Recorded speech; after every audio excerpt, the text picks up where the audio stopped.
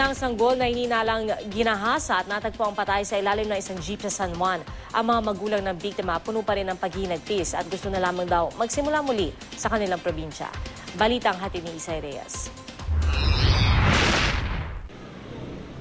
11 buwan na sanggol nakitang wala ng buhay sa ilalim ng jeep sa San Juan noong Biyernes. Hindi pa rin matanggap ng mga magulang ang sinapit ng kanilang anak. Tumatawa lang po yun kaya maalala ko po. Hindi po namin alam kung sino.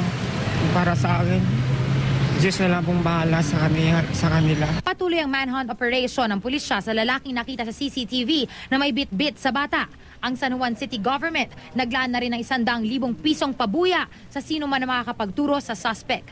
Kung meron ho silang information tungkol doon sa gumawa ng napaka heinous na crime na yan, ay kung pwedeng ipagbigay alam nila sa amin, those who have less in life should have more in law, hindi ho ba?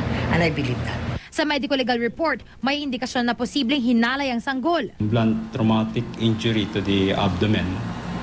Then yung pangalawa is findings show clear evidence of blunt force or penetrating trauma to hymen. Kinilalang alias Digoy ang suspect ayon daw sa hawak ng pulis na witness. Dating nagtatrabaho sa isang talyer sa barangay Tibagan. Sabi kasi ng pulis, dating tatrabaho dito sa San Juan, pero wala namang bahay Tapos sabay pinaalis siya para siya pinaalis dun sa dati niyang bahay na mismong trabaho na kasi nga magnanakaw. Tapos naging na parang paikot-ikotan lang dito sa San Juan na kahit saan siyang para makatulog lang sa mga jeep-jeep. Naghihinagpis man, nais na raw magsimula ng bagong buhay ng mga magulang ng sanggol.